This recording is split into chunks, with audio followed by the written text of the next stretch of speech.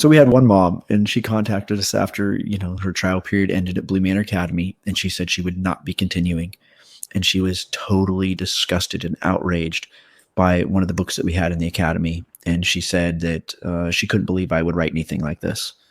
So I asked her, what book? I tried to follow up, and she said it was a book about it was Fables, and that there was a scene in there where somebody had thrown an axe, a wife or something had thrown an axe, and it had hit her husband in the head. It stuck into his head. It is a little bit, morbid up, but I'm like, that's not in any of the fables I wrote, in the Blue Manor fables. That's not in there.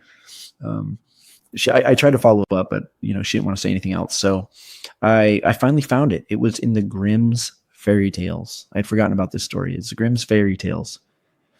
And she said that no child should ever read something like this. And I thought, this is Grimm's fairy tales. They've been reading it for 200 years without issue. Like, these stories were literally written by children's authors, the most famous children's authors maybe ever, for children. And for 200 years, like, everybody was okay with it.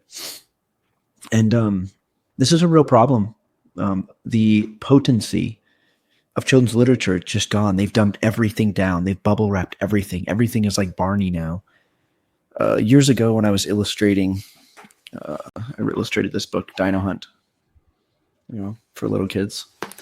I was listening to another children's illustrator, and he was talking about when he drew his dinosaur book. So I'm curious, because he had written some book about dinosaurs too.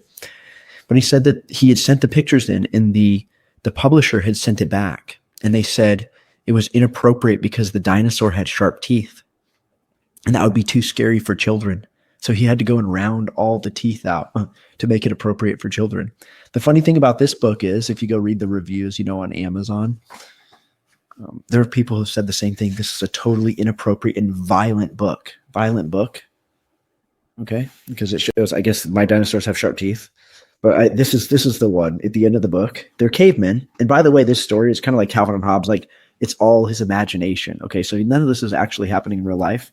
But this is the story. You can go read the review. Maybe I'll post the review. But see this picture, this violent picture?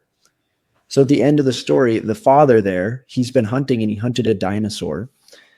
They thought that was so disgusting, that was violence, and that no child should ever read something like that. And there's like a whole movement. It's the same people who push the positive parenting. I know a lot of you guys are probably positive parents. It's so popular these days. I think if Christians knew where positive parenting came from, and like the ideology behind it, they wouldn't be so positive on positive parenting. But there's this move in education to dumb everything down, to bubble wrap every story for kids. I don't think it's good. I don't think it's healthy. Another example of this, I was really shocked. We loaded Little Mermaid, fairy tale, The Little Mermaid, and it was very different than Disney's version. In Disney's version, Ariel wants to be part of this other world, so she abandons her family to chase this guy that was, I guess, cute on a boat she saw one time. She sells her soul to the sea witch to get a pair of legs to go meet this guy. And you guys have probably seen the movie, so I'm not spoiling it. She gets the prince, and it all works out, and the father repents. The father apologizes, I guess, for being so bigoted against land people. And they get married, and they live happily ever after. All of the Disney stories, they basically just live happily ever after now. That's kind of like the hallmark of Disney. I don't know that that's horrible, but I was pretty shocked. I read the original story, and it's the exact opposite. It's about a girl who abandons her family to chase some prince she's never met. She does sell her soul to get those legs.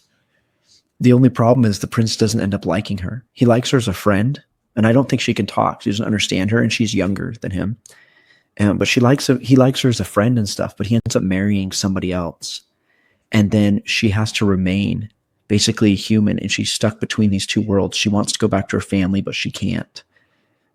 And so she's like stuck in between these two worlds. It's supposed to be like a cautionary tale. And that's how a lot of these original fairy tales were. They were cautionary tales.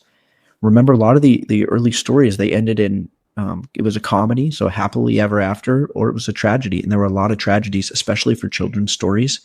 It was to remind children that the world isn't all bubble wrapped. Like, if you make bad decisions, sometimes there is no recovery. Sometimes there is no happily ever after. It's really important kids understand that. They do in those early years, they learn a lot from pain. It's hard. It's hard to watch. They walk and they fall and they bump their head. And then from the pain, they learn how to walk properly. And in some of this literature, we're creating some sort of maybe like an emotional angst. It's not like a pain or anything like that, but it's a disappointment in the story. They're rooting for the character. The character makes bad decisions and there's no happily ever after. The kid is disappointed. And from that disappointment, they can learn from the story without repeating those same foolish decisions and learning the hard way. But what Disney did, and a lot of the modern publishers, is they went and they rounded off the teeth of all of those stories. So no matter what choices you make, you sell your soul to the sea witch, it's okay. Like it'll all end happily ever after. I think they've really destroyed children's literature